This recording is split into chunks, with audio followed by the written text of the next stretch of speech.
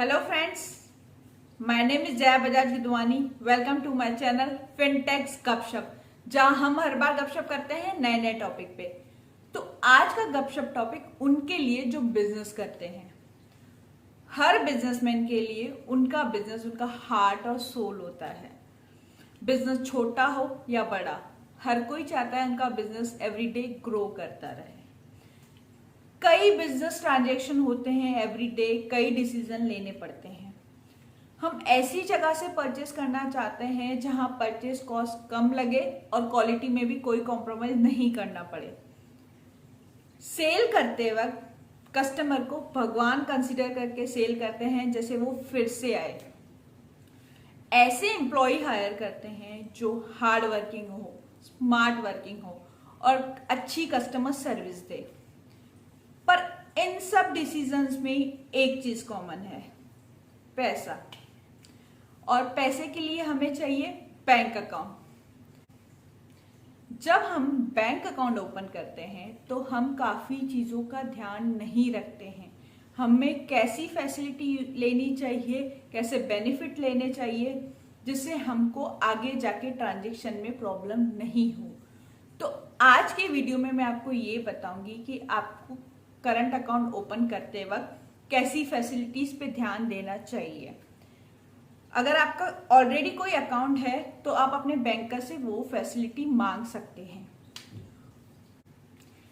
Daily basis पे हम काफ़ी कैश ट्रांजैक्शन करते हैं, बैंक में कैश डिपॉजिट करते हैं, कैश विड्रॉ करते हैं। पर हमें फिर भी नहीं पता होता है कि जब हम बैंक से विड्रॉ करवाते हैं उस पे भी हमको टैक्स लग सकता है। तो आगे वीडियो में मैं आपको बताऊंगी कि किस लिमिट तक आप कैश विड्रॉ करवा सकते हैं जहां आपको टीडीएस नहीं लगेगा, किस लिमिट के बाद आपको टीडीएस लगेगा। तो बने रहिए मेरे साथ आखिरी तक। तो चलिए स्टार्ट करते हैं।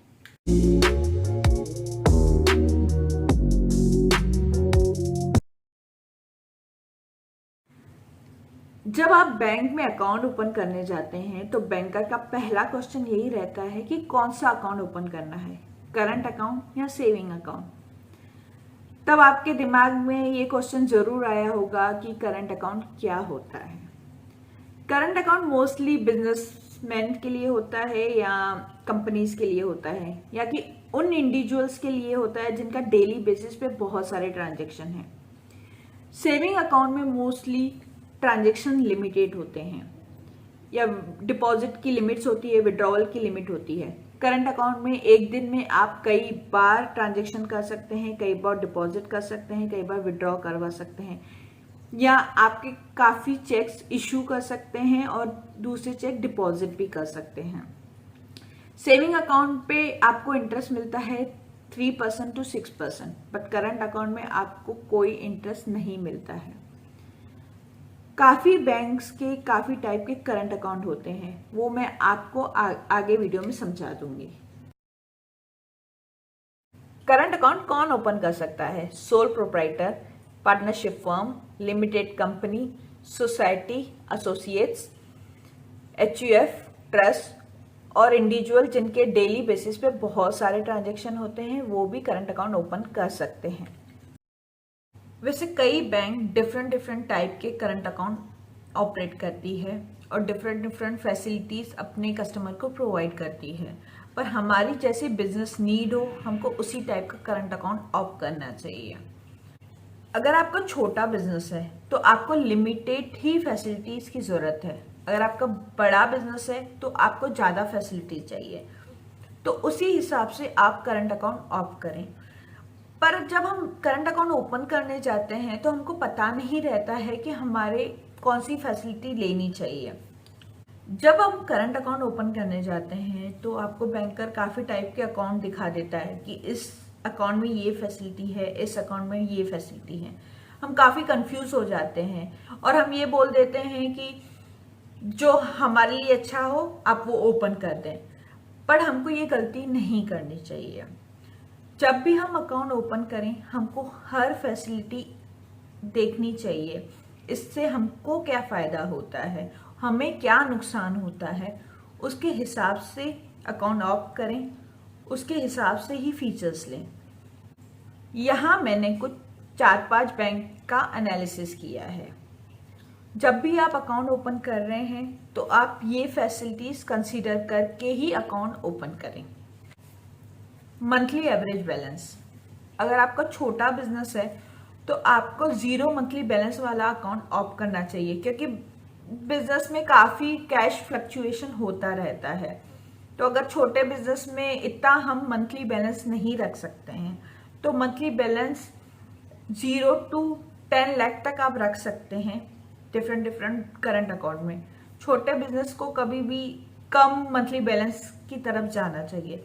बड़े बिजनेस में अगर आपको बहुत सारी फैसिलिटीज चाहिए तो आप ज़्यादा मंथली बैलेंस अकाउंट ओपन कर सकते हैं।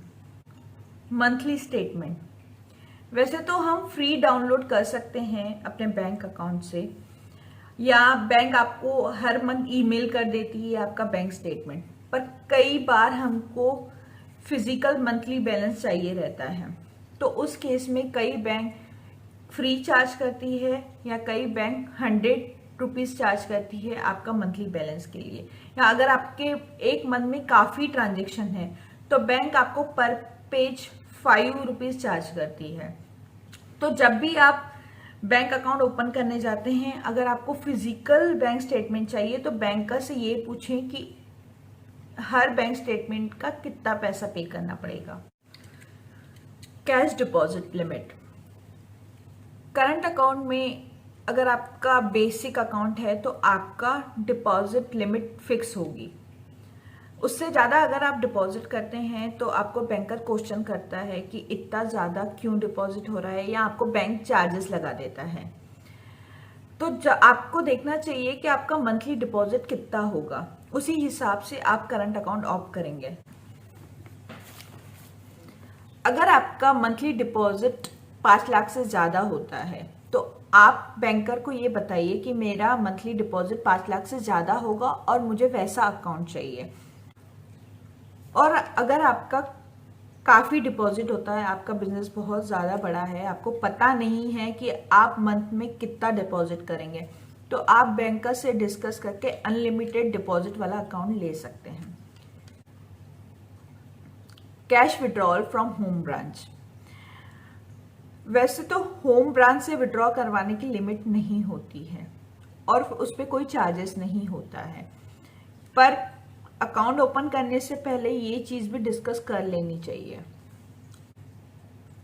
Cash withdrawal from non bank branch, अगर आपके बिजनेस के काफ़ी ब्रांचेस हैं और आपको पता नहीं है कि आप किस ब्रांच से कब विड्रॉ करवाएंगे, तो उस केस में आपको ये भी डिस्कस करना चाहिए कि हम कितना अमाउंट किसी और ब्रांच से विड्रॉ करवा सकते हैं।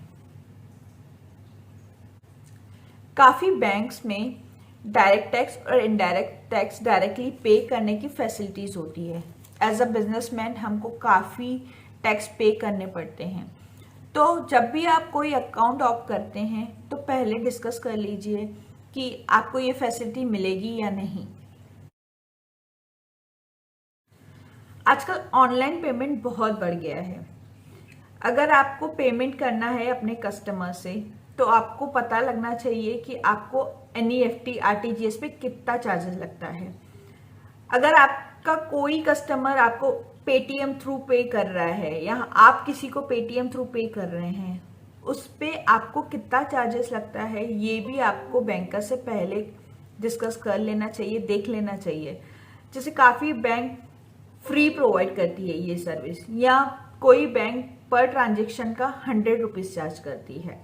Minimum balance non maintenance charges, कई बार बिजनेस में कैश फ्लक्चुएशन होता रहता है और बिजनेसमैन को ध्यान नहीं रहता है कि बैंक में कितना कैश है या हमने मिनिमम बैलेंस नहीं रखा है।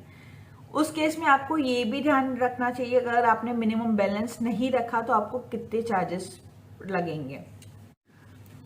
हर व्यापारी का अपने लोकल व्यापारियों से और बाहर के व्यापारियों से डेली ट्रांजैक्शन होता है।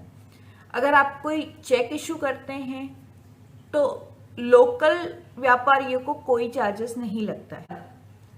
अगर आप किसी बाहर के व्यापारी को चेक इशू करते हैं और जब वो चेक क्लियर करवाने जाते हैं तो उस टाइम उनको चार्जेस लगते हैं उसे मल्टी सिटी चेक कहा जाता है। तो अगर आपका बाहर के व्यापारियों से ट्रांजैक्शन ज़्यादा है तो आपको कितने मल्टी सिटी चेकबुक मिल रहे हैं, आपको इस चीज़ पे ज़रूर ध्यान देना चाहिए। आपने अपने कई व्यापारियों से सुना होगा कि हमें सिर्फ डिमांड ड्राफ्ट ही चाहिए। क्यों? क्योंकि डिमांड ड्राफ्ट चेक से सिक्योर होता है। अगर आपका डेली बेसिस पे डिमांड ड्राफ्ट की ज़रूरत होती है तो आपको ये कंसिडर करना होता है कि बैंक डिमांड ड्राफ्ट पे कितने चार्जेस लगाती है। कई बैंक के 5000 तक डिफरेंट चार्जेस होते हैं, 5000 से ऊपर डिफरेंट चार्जेस होते हैं। कुछ बैंक के कुछ लिमिट के बाद चार्जेस फिक्स हो जाते हैं। तो अगर आप डिमांड ड्राफ्ट डेली बेसिस पे यूज़ करते हैं तो आपको ये चार्जेस ज़रूर कंसीडर करने चाहिए। ओवरड्राफ्ट, कई करंट अकाउंट होल्डर को ये नहीं पता होता है कि हम ओवरड्राफ्ट फैसिलिटी ले सकती हैं। ओवरड्राफ्ट एक टेम्पररी लोन होता है जो मैं आपको आगे वीडियो में बता दूंगी। आप अपने अकाउंट में 25,000 से 5 करोड़ तक ओवरड्राफ्ट फैसिलिटी ले सकते हैं। बैंक ओवरड्राफ्ट पर 11 to 15% इंटरेस्ट चार्ज करती है। आप अगर अपना करंट अकाउंट क्लोज करना चाहते हैं तो आपको कितने चार्जेस लगेंगे, ये सब चीज़ें भी पहले ही पूछ लेनी चाहिए। रूल्स चेंज होते रहते हैं बैंक के, बट आप जब भी बैंक अकाउंट ओपन करते हैं तो आपको ये भी पूछ लेना चाहिए कि अगर मैंने अकाउंट क्लोज किया तो मुझे कितने चार्जेस देने पड़ेंगे। इंश्योरेंस, कई बैंक अपने कस्टमर को अट्रैक्ट करने के लिए डिफरेंट टाइप के इंश्योरेंस प्रोवाइड करती है जो कि मार्केट रेट से कम होते हैं। कभी कभी कॉम्प्लीमेंट्री इंश्योरेंस भी बैंक आपको दे देती है, जैसे ट्रैवल इंश्योरेंस, बिजनेस इंश्योरेंस। तो आप अगर बैंक अकाउंट ओपन कर रहे हैं तो एक बार ये भी पूछ लिया कीजिए कि कोई बिजनेस इंश्योरेंस मिल रहा है या नहीं। मैंने पहले आपको कहा था कि करंट अकाउंट पे कोई इंटरेस्ट नहीं मिलता है, पर एक फैसिलिटी है जिससे आप करंट अकाउंट पे भी इंटरेस्ट अर्न कर सकते हैं। वो फैसिलिटी है ऑटो शिफ्ट फैसिलिटी। अगर आपका बैलेंस मिनिमम बैलेंस से हमेशा ज़्यादा रहता है तो आप बैंकर को एक इंस्ट्रक्शन दे सकते हैं ऑटो शिफ्ट की। सपोज अगर आपका 50,000 से ज़्यादा बैलेंस होता है तो वो ऑटोमेटिकली आपकी एफडी बन जाती है और उस एफडी पे जितने टाइम तक आपने ऑटो शिफ्ट फैसिलिटी ऑप्ट की है उतने टाइम तक आपको इंटरेस्ट मिलता है। तो करंट अकाउंट पे तो आपको 0% मिलता है, पर एफडी पे आपको 8% तक इंटरेस्ट मिलता है। तो इस केस में आप इंटरेस्ट भी अर्न कर सकते हैं।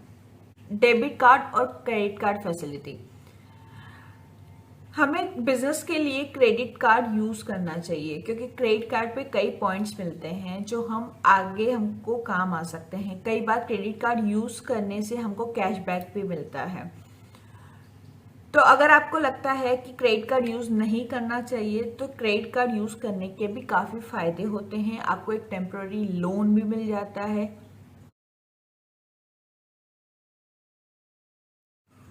What is overdraft?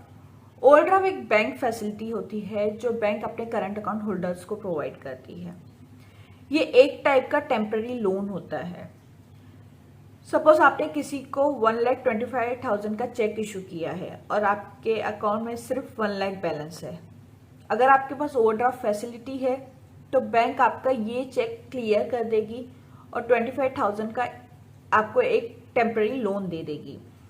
ओवरड्राफ्ट पे डेली बेसिस पे इंटरेस्ट चार्ज होता है, ना कि मंथली बेसिस पे। जिस दिन से आपने ओवरड्राफ्ट लिया है और जिस दिन आपने पे किया है उस दिन का इंटरेस्ट कैलकुलेट करके आपको बैंक इंटरेस्ट चार्ज करेगी। मैंने थोड़ी देर पहले आपको ये कहा था कि हमें ये ध्यान देना चाहिए कि बैंक आरटीजीएस पे, एनईएफटी पे और यूपीआई पे कितने चार्जेस लगाता है।